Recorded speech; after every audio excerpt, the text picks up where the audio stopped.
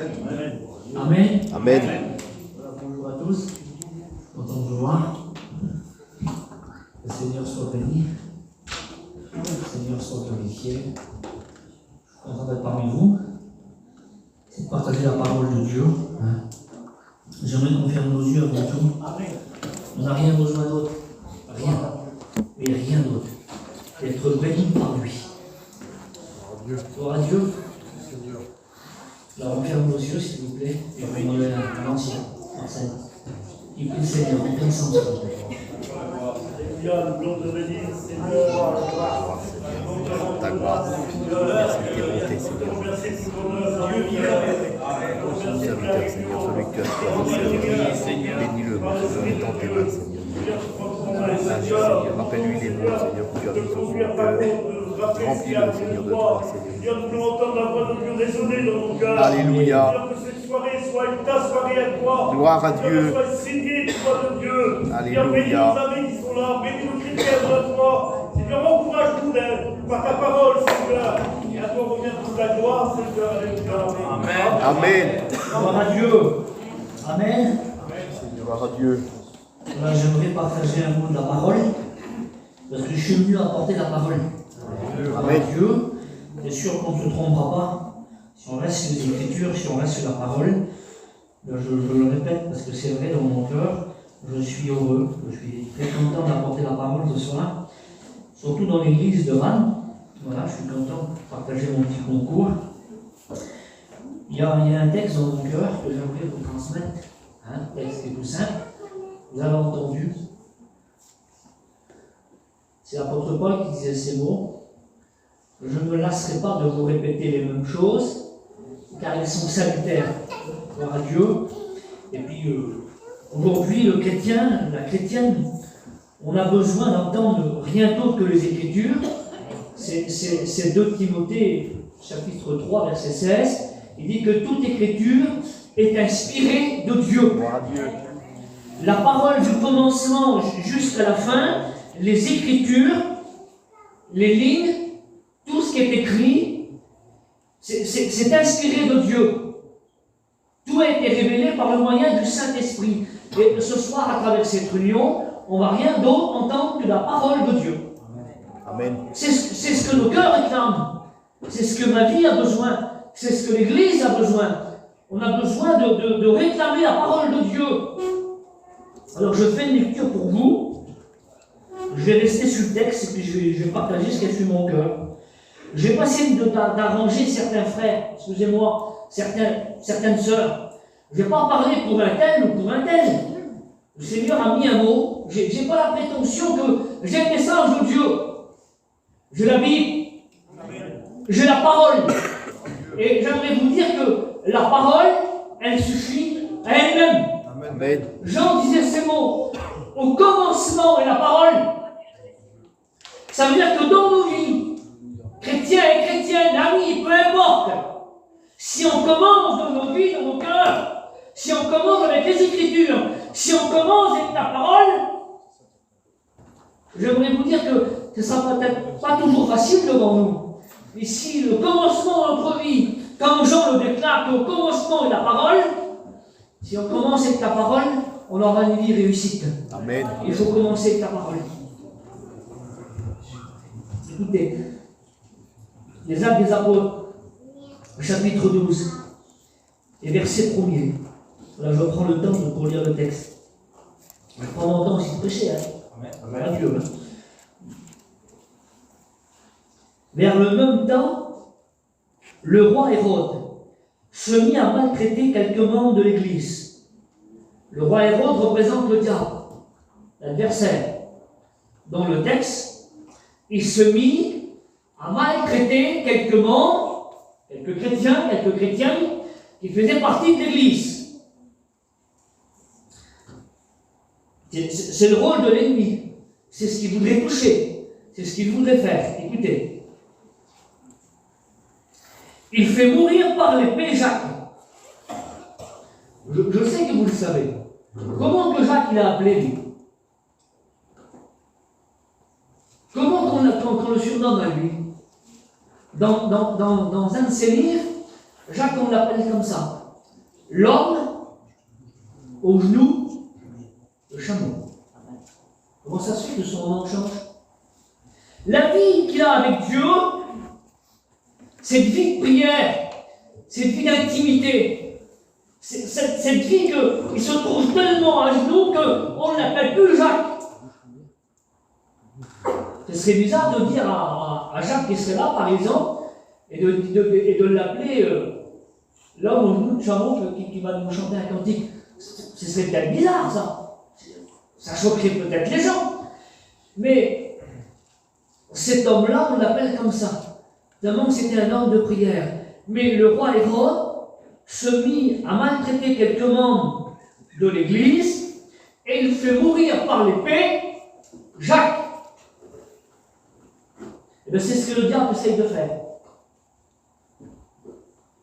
Dans notre vie chrétienne, en tant que serviteur de Dieu, chrétienne, l'Église du Seigneur Jésus, le diable fera tout pour faire mourir en nous quelque chose qui est vivant, qui est primordial, qui a une priorité dans nos cœurs et dans nos vies, c'est la prière.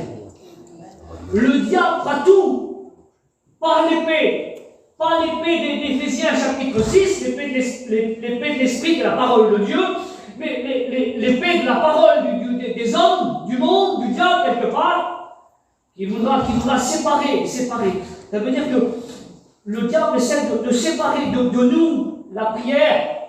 Et dans le texte, c'est ce qu'il va faire cet homme, le roi Hérode, qui représente l'ennemi. Il fait tuer Jacques par l'épée, qui représente la prière. Je continue. Écoutez. Frère de Jean. Alors, Jean, lui, n'est pas tué. Jean n'est pas arrêté. Jean, dans le texte, il est juste mentionné. Jean, quelque part, dans le texte, il n'a pas de problème. Mais on cite juste son nom. Et Jean, c'est...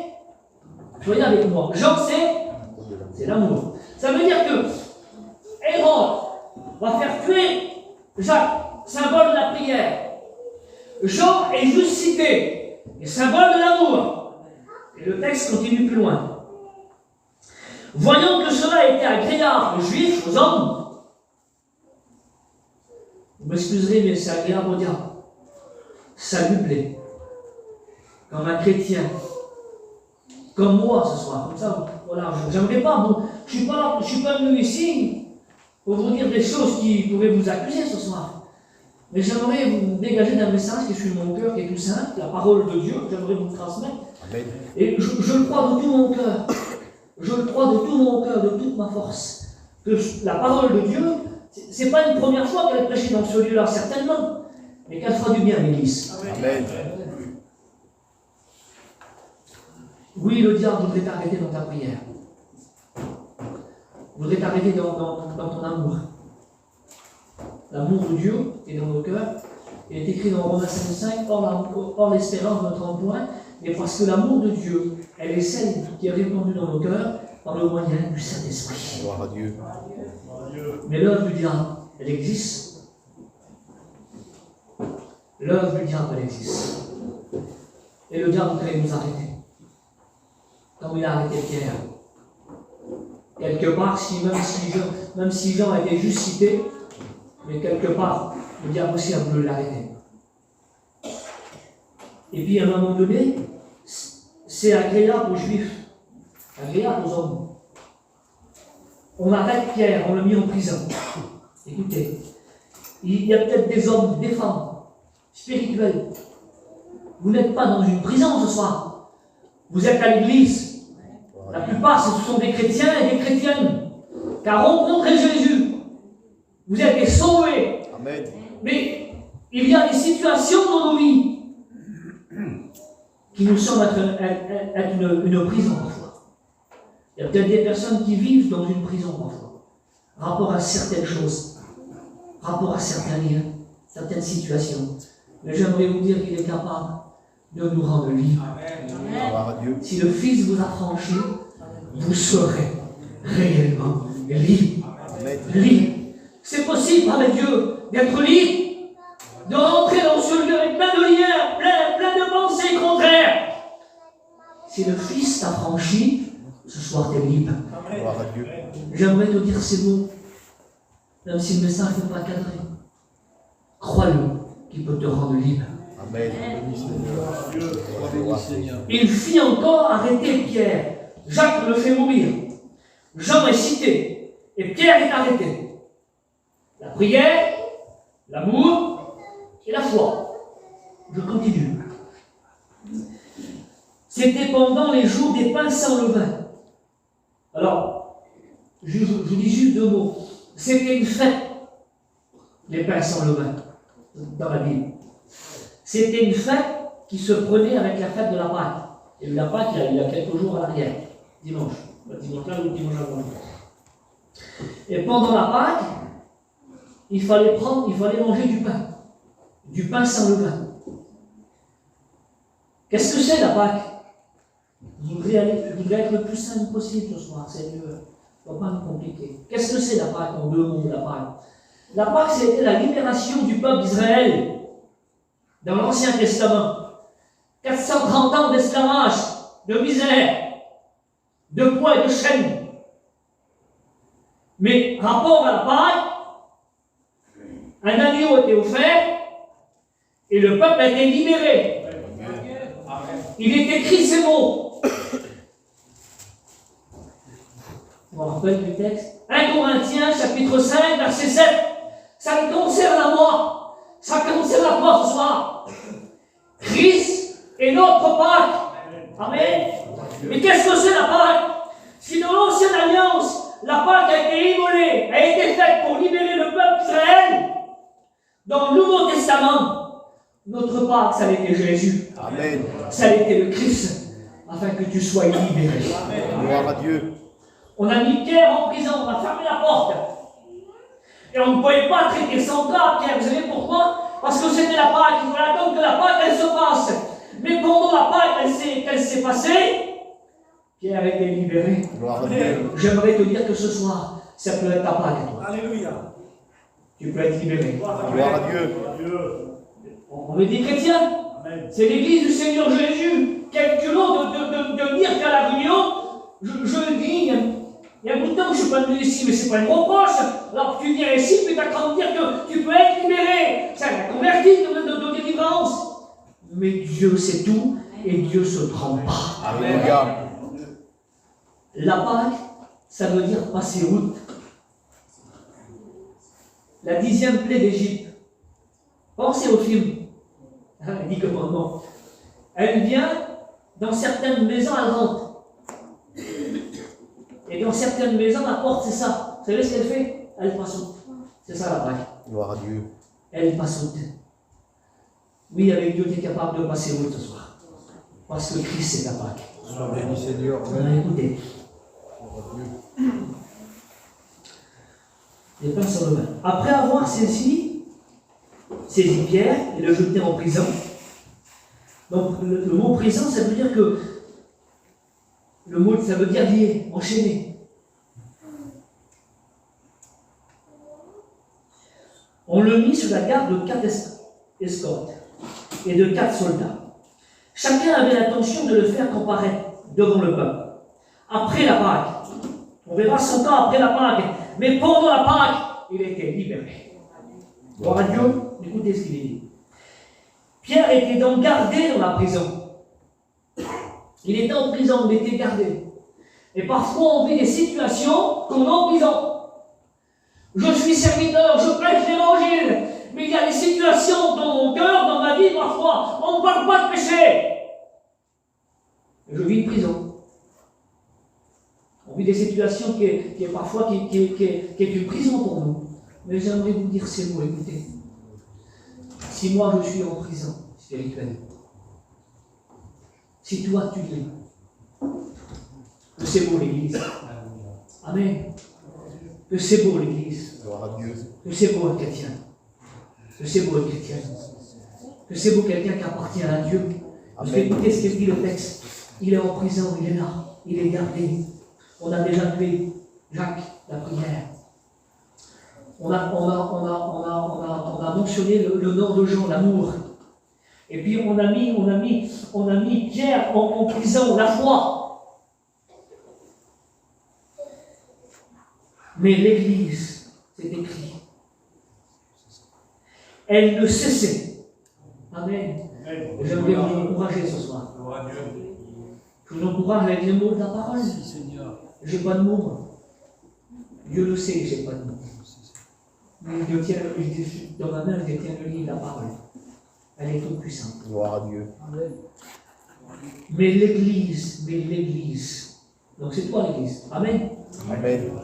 C'est nous l'Église ce soir. Amen. Il dit que vous êtes des pierres vivantes. Gloire à Dieu. Mais l'Église, elle ne cessait d'adresser pour lui, pour qui? Pour Pierre en prison, des prières vers Dieu. Ça veut dire que l'Église, dehors, elle ne condamnait pas Pierre, mais au contraire, elle priait pour Pierre. Gloire à Dieu. Il y a des situations parfois que certains chrétiens et chrétiennes passent. C'est une prison quelque part. Mais la Bible, excusez-moi, c'est pas le serviteur. C'est ni le responsable. C'est la parole de Dieu qui nous demande à prier les uns pour les autres. Parce que dans le texte, c'est écrit ici. Mais l'Église ne cessait d'adresser pour lui des prières à Dieu. Gloire à Dieu. Quand il me demande, Seigneur, sors Pierre, Seigneur, bénis Pierre, Seigneur, rends-lui visite, Seigneur, étends tes mains sur lui. Il y a peut-être des enfants qui vivent une situation. Peut-être ton mari, peut-être ta compagne, ton entourage, peu importe. Mais dans la prière, le ciel peut s'ouvrir. Gloire à Dieu. Je continue encore un petit peu. Écoutez ce qu'il est dit. La nuit qui précéda le jour, où Hérode allait le faire comparaître, donc c'était Pierre, allait faire comparaître Pierre. Il y a de deux chaînes. Le monde, c'est ça.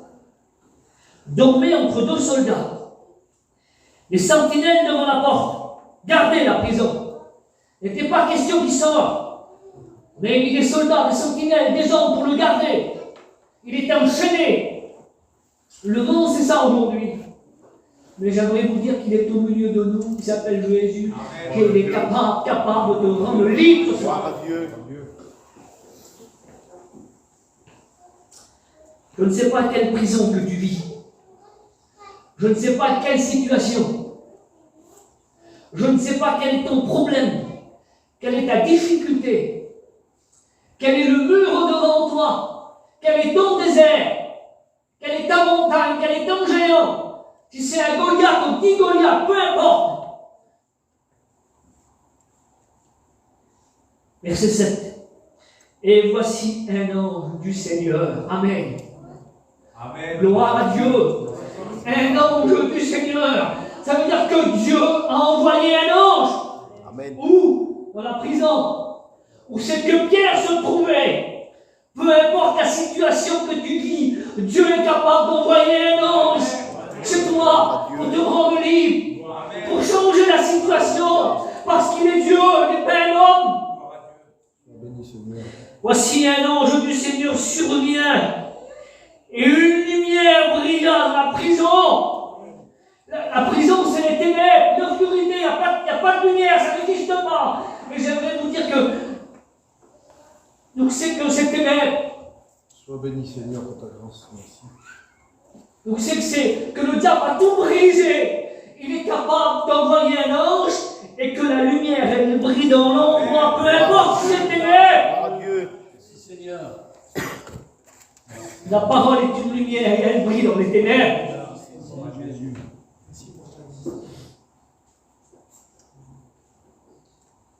Elle brille dans la prison.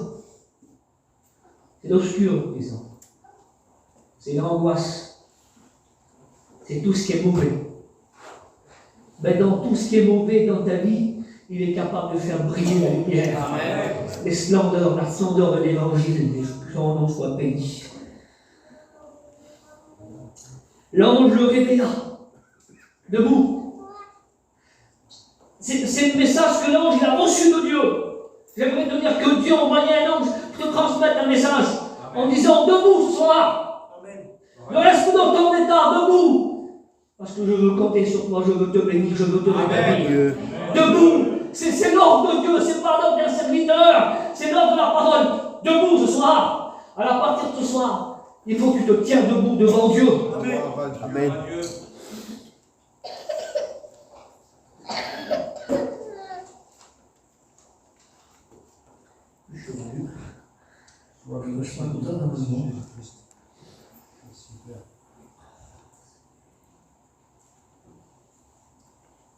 Le réveilla, Pierre, en le frappant au côté.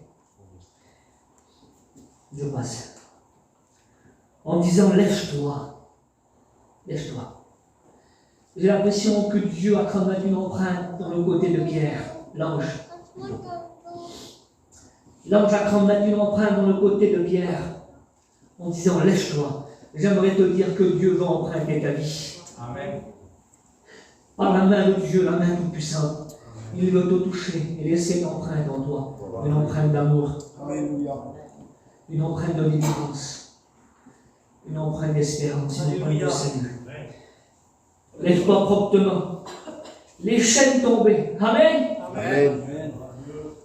C'est bizarre, on est tous des chrétiens, je vous parle de chaînes. Voilà, je fais ce qui est sur mon cœur.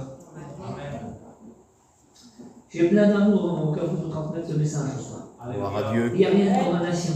Dieu le sait que c'est prière. Rien. Mais laissons faire le Saint-Esprit. Amen. Il sait faire, lui.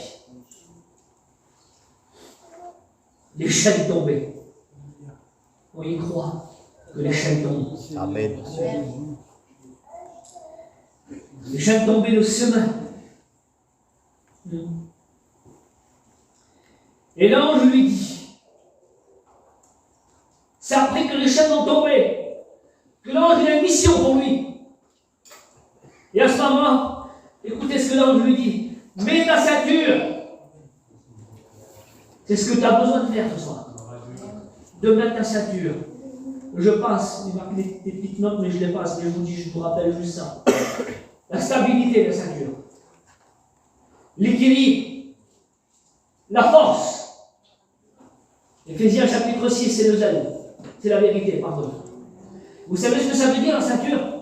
Alors, selon le texte, Paul va dire, prenez la ceinture de la vérité, d'accord? C'est écrit en plus, heureusement, je suis d'accord. Mais le mot ceinture, il veut dire fondement de vérité. Et Dieu a quand de dire que l'ange a quand de dire à Pierre, comme je crois que t'es Pierre ce soir. Amen. Je crois que tes pierres étaient concernées, et puis l'ange a quand de dire, parce qu'il faut que tu sortes de la prison, mais dehors tu vas affronter le diable. Parce que dehors le diable il existe. Il y a le monde dehors, la convoitise, le péché, l'orgueil, il y a tout ce que le monde propose. Et puis l'ange a quand de dire, ne sors pas comme ça. Attends 2 secondes, attends, regarde ce que j'ai pour toi. Mets ta ceinture. Et la force. Parce que sans force dehors tu n'arriveras pas. Sans force dehors, je n'arriverai pas. Sans la stabilité, sans l'équilibre, sans la vérité, je n'arriverai pas parce qu'on vit dans un monde de mensonges. Mais je bénis Dieu. Il nous a revêtu d'une ceinture qui est la vérité. Amen.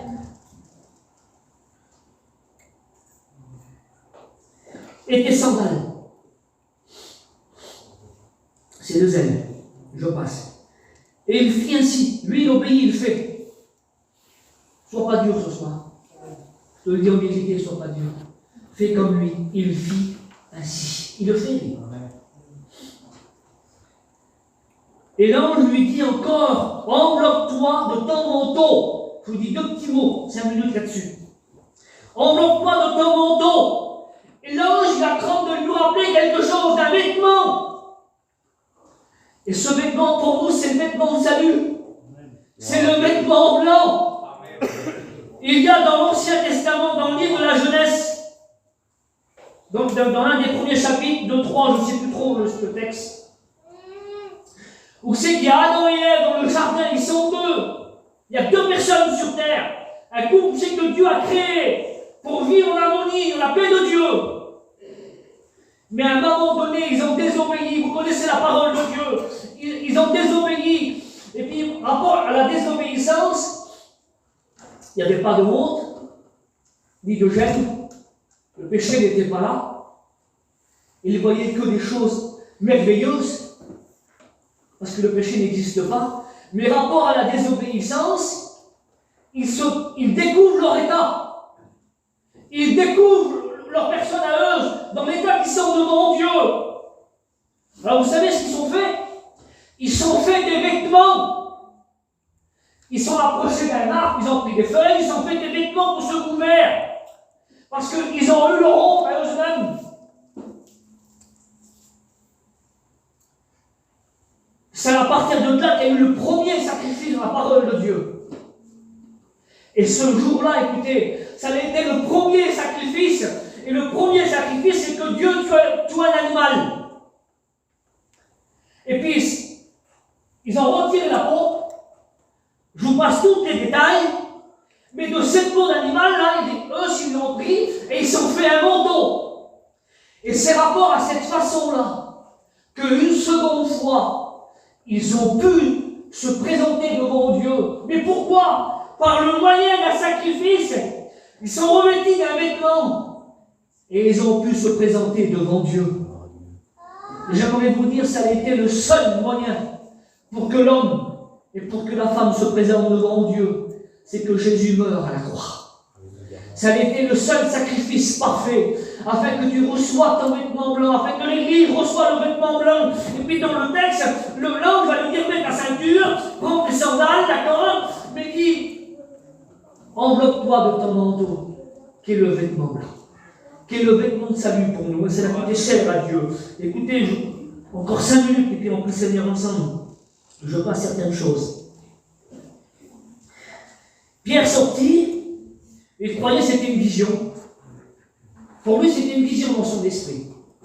Et quand il revient à lui-même, dit Pierre, si je lis, je serai trop long. Quand il revient à lui-même, il va se diriger vers une maison. Où c'est qu'il y avait Marie? Marc. Je lis juste ça, c'est important, au verset 12.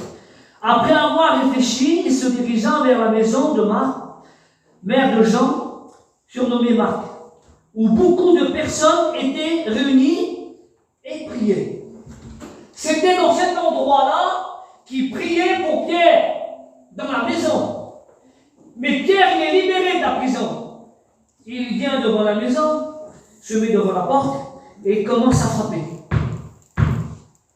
Et comme il frappe, à un moment donné, une femme s'approcha et elle reconnut la voix de Pierre. Le texte dit, à la place d'ouvrir la porte, elle retourne voir ceux qui priaient. J'aimerais t'encourager ce soir. Crois à ta prière. Amen. Gloire à Dieu. Crois à ta prière. Amen. Comme elle est repartie, elle a dit, il y a Pierre devant la porte. Vous savez ce qu'ils ont dit sur elle? Ils ont dit, t'es folle. Mais pour qui ils priaient dans la maison? Ils priaient bien pour Pierre. Vous êtes d'accord avec moi? Ils sont là en train de prier pour Pierre, pour qu'il sorte de la prison. Pierre est devant la porte.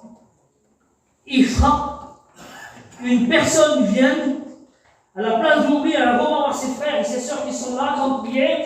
Elle a train de dire que la prière qu'on a train de faire aujourd'hui, elle est exaucée dans notre porte. Attends-toi à ta prière, que Dieu l'exauce. Amen. Attends-toi que un bon matin, une belle journée, que quelqu'un vienne frapper à la porte de ton cœur, par le moyen du Saint-Esprit, en disant que ta prière, elle a été exaucée. Gloire à Dieu. C'est ce qui s'est passé. Mais c'est bien malheureux. Ils n'y croyaient même pas. C'est spécial, Seigneur. Ils sont à trembler. Le texte dit, l'Église, elle ne cessait d'adresser à Dieu des prières pour Pierre en prison. De quelle façon qu'il le faisait? Et je ferme la parenthèse tout de suite. Et puis quand ils vont aller, qu'ils vont ouvrir la porte, ils vont voir qui devant eux? Ils vont voir Pierre devant eux. Attends-toi à avoir ta réponse devant ta prière. Gloire à Dieu. Mais il faut que tu y crois ce soir. Attends-toi à voir ta réponse devant ta prière. On ne prie pas un Dieu qui est mort. Mais l'apôtre Paul va dire ces mots. Christ est mort, mais bien plus. Il est ressuscité. Amen. Merci Jésus. Merci Seigneur. Écoutez ce qu'il dit.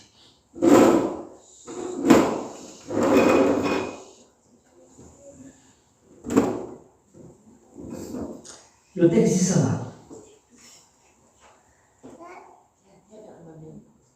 il dit que la porte était fermée. Et puis j'arrête là, voilà, j'en dis pas plus. Il dit que la porte était fermée. Combien de portes parfois devant nous qui sont fermées et que personne ne peut ouvrir. Mais dans le récit de la parole, là, dans les Actes des Apôtres, chapitre 12, vous le lirez chez vous, j'aimerais vous dire qu'il est capable d'ouvrir la porte. Amen. Il y a des portes que tu ne pourras jamais ouvrir. Jamais. Jamais. Jamais. Le seul moyen que ces portes-là s'ouvrent, c'est la prière. Gloire à Dieu. C'est la prière. Alléluia. Le seul moyen que les chaînes tombent, c'est la prière. Alléluia. Alors on ferme nos yeux Merci Seigneur. et on peut Seigneur ensemble. Je veux que toute l'église